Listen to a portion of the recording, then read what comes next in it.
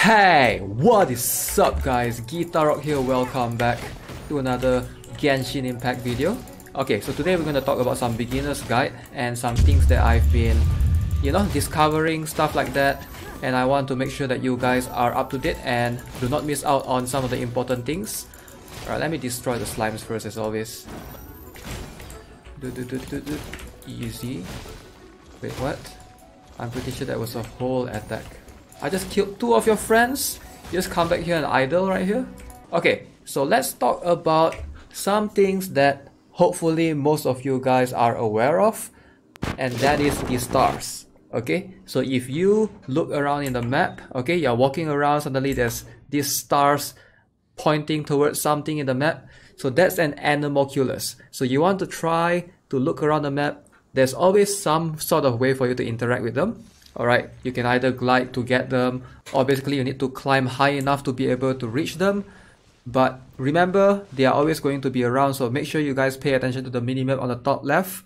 It's going to be maybe a little bit hard if your screen is small, but in most cases, that's how you know that there's something on the map.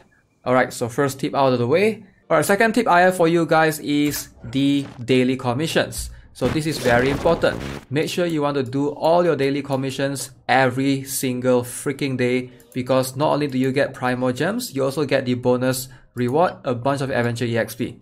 I think I missed out one day because I wasn't aware on what is my reset time. So you will be able to unlock the daily commission rewards once you reach Adventure rank 10, I believe.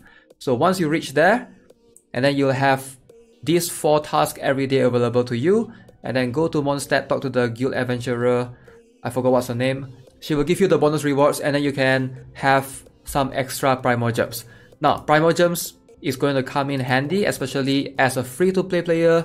You're going to need to stack up as much as you can if you want to do more gacha pulls in the future. Of course, alongside with the Adventure EXP as well. This is going to help you to push your Adventure rank to as high as you can. Alright, so next I'm going to talk a little bit about equipments. So this is something that I think if you are new, you might not have that many equipments to play with. But ideally, talking about weapons and artifacts, so it's going to be a little bit different.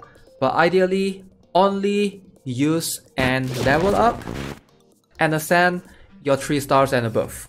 Alright, I would highly recommend going for 3 stars as opposed to 4 stars, because believe it or not, actually, despite 4 stars being better than 3 stars, you might not have enough materials to try to ascend them. 4 stars are going to require more materials, if I'm not mistaken, and it's going to be harder when you are new. Alright, because you're going to need to farm a lot of things, and those things are going to be quite hard to obtain. So 3 star is the minimum that I would upgrade, personally, based on what I've heard as well from those players that play on the CN Open Beta. So make sure you guys don't waste your resources on 2 stars and 1 stars, because most likely you're going to replace them eventually. I think for 4 stars, it might be debatable, like I have a feeling like most players will not replace their 3 stars for a long time. So this goes for both weapons, artifacts. So let me just show you as proof right here. So I do have a 4 star right here. This is level 20, right? So but my Amber's weapon, because my Amber is another one of my few main character. So you can see I have a level 40 bow right here. I would rather use a level 40 bow than to use this 4 star. Like, not just because of the skill, but this one, yeah, this one is because of the stats, right? But also because it's much easier to ascend 3 stars. Ideally, you want to go for 3 and 4 stars, okay? So some 2 stars artifact are pretty decent if you're trying to achieve some of the set effect. Like, it depends on what effect you're going to go for. Alright, so for example, this one, the 2-piece set will give you crit rate plus 12%. And if it's a 4-piece set, when HP is below 70%, crit rate increase even more by 25%. So depending, sometimes you want to sacrifice the stars, the rarity, to get that maximum extra piece set bonuses. So this one is going to be dependent, but ideally for artifact, I would minimum go for 3 stars as well. If I were to use a 2 star, most likely I'm not going to upgrade them. I'm just going to leave them as it is. So I know the game gives you a ton of gold, or rather Mora, at the beginning. I have a feeling like that's just because you're just starting out. Eventually, you're gonna run out easily, I think. Alright, so next, let's talk about the water and wind combo that I think not many players are aware of. So is there a way for me to show this? I just need to go to a place with plenty of water, and then I'll see if I can show you guys. Alright, let me... Oh wait, how convenient. There's an Anemoculus right here. Alright, so let me show you guys a technique that I discovered. Somebody on my Discord told me about this. So, ideally, you know you can use Kea to basically freeze the ice water. So, you can do this, and of course you can do it multiple times. You just have to wait for the cooldown, right? But what you can do, you can also use the main character to extend a little bit of this by using her E, holding it charged. Alright, there, we got the Anemoculus. Oh shit. Okay, so that's one way you can use it. So you can use this to basically make a combo. Instead of just using Kea alone, you can swap to your main character, use this skill, and then swap back to Kea, you know. So this way is slightly faster. So yes, hers is gonna take longer because hers is a charged one, you want to charge it. But I think not many people actually know about this because I swapped to Ember by accident. So yeah, this is one important trick that you can take and use as an advantage, because I know there's some places that ideally you just want to use form the ice all along the water and just hopefully run through it. Okay, so next tip that I have for you guys is the items. So this is something that I think a lot of beginners and a lot of players might have missed out upon. Okay, so I think this is very important. In the city, alright, whenever you see anyone, it doesn't matter if it's in the city or in the wild, talk to them, alright? Just talk to as many people as you can for free items. I know a lot of players, they don't really care about that stuff. They don't care about story, they just want to skip and progress as fast as they can. But trust me, a lot of them give you items. So I even have a footage right here from my live stream I'm going to show you guys shortly. Basically, I was like using Noel, talking to some nun in the cathedral, and I literally got a 4-star freaking artifact, man. I was so shocked. Like, let me show it to you guys right now. Oh my god, this place is pretty. Victoria. Oh, free items. What did I get? Bloodstained.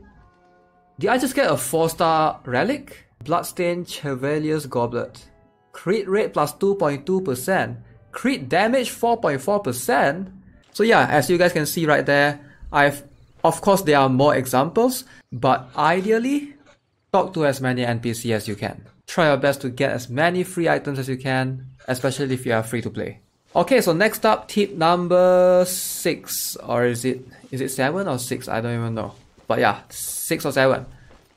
If you see anything suspicious in the environment, try to interact with it. There's a chance that it's something that you can use. Alright, so I've seen it plenty of times. It might not look suspicious, but try to look out for things basically.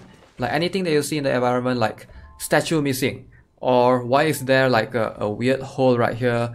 Why is this path a bit different? Or, you know, there's some slimes floating around. Just try to take care of those.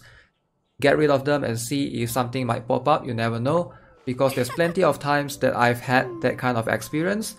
Now, this game is all about exploring, which is true, but sometimes exploring you sort of need to know what to look out for as well, and some things can be much trickier to find compared to others. And with that being said, the last tip I have for you guys is hopefully try not to focus on too many characters. So this is something that I've heard most other open CN beta players have been talking about.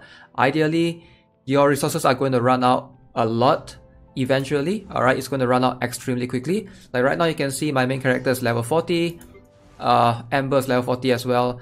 So I try not to level up too many of them. Obviously I do have all of this, but you can sort of feel it. Like once they reach like level 20 onwards, you're gonna need more and more of this. Like it's just insane. So I have a feeling once you go to level 60, level 80, you're going to really need a lot of this. So my suggestion is maybe try not to focus on too many characters. Maybe just focus on 2, maybe 3 max. Figure out who do you think you want to use the most. Alright, for me, I do enjoy using Amber a lot and the main character.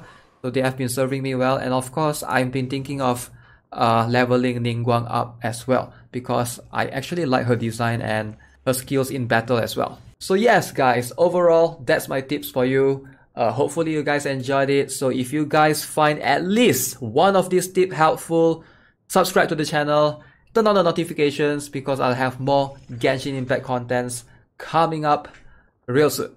Alright, as always, have a nice day. Goodbye.